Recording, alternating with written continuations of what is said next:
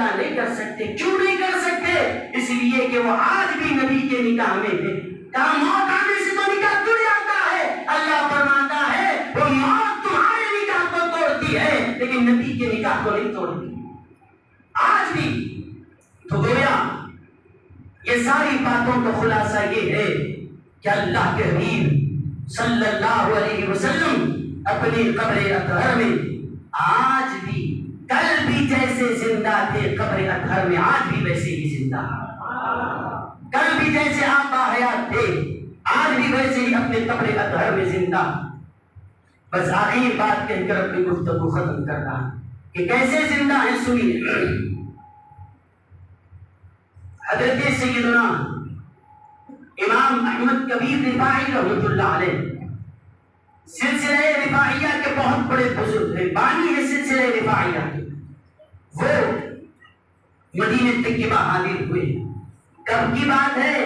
تقریباً حضور صلی اللہ علیہ وسلم کے وصال مبارک کے 450 سال کے بعد کا واقعہ سنا رہا ہوں. حضور کے پردہ فرمانے کے تقریباً 400 سے زائد سال گزر گئے. حضرت احمد کبیر رفاعی پہنچے رات کے وقت. حرم مدینہ کے دروازے بند تھے.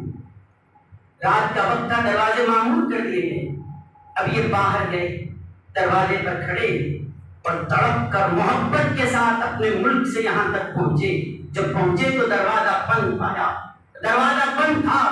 عشق محبت اندر سے بے قرار کر رہی تھی اور کہا کہ یہ دروازہ اور یہ تالے اور یہ پہرے دار اس عاشق کو تو روک سکتے ہیں لیکن میری فریاد پر کوئی پابندی نہیں لگا سکتا. دروازے کے باہر سے ہی کہا السلام علیکم یا جدی، اے میرے نانا جان آپ پر سلام ہو. اسے کی زادے تھے، حضور کی آل سے تھے. کہا کہ اے نانا جان آپ پر سلام ہو. جب کہا دروازے تو بند تھے، تالے ڈالے ہوئے تھے، لیکن جب کہا کہ السلام علیکم یا جدی قبر اطہر سے آواز آتی ہے وعلیکم السلام یا ابنی، اے میرے بیٹے تجھ پر بھی سلام ہو.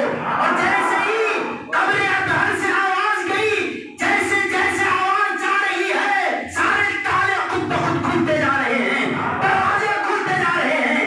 زنجیریں کٹ کر گر گئی، تالے کھل گئے اور دروازے کھل کر استقبال ہے. آ میرے شہزادے تیرا مصطفیٰ کے دربار میں استقبال کیا جاتا.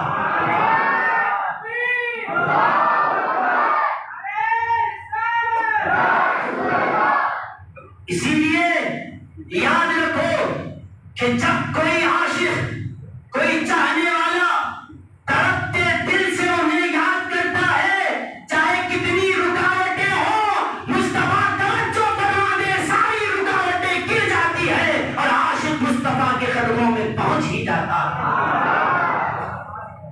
کہ حبیب کافر شفیع محشر غریب پرور کسی کے خوابوں میں آ رہے ہیں، کسی کو در پر بلا رہے ہیں. کسی کے خوابوں میں آ رہے ہیں، کسی کو در پر بلا رہے ہیں.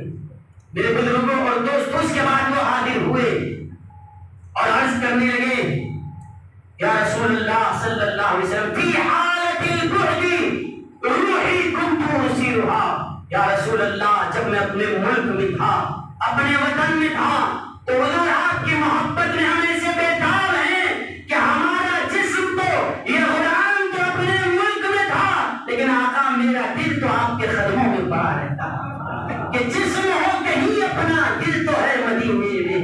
یاد مصطفیٰ ایسی بس گئی ہے سینے میں، جسم ہو کہیں اپنا دل تو ہے مدینے میں.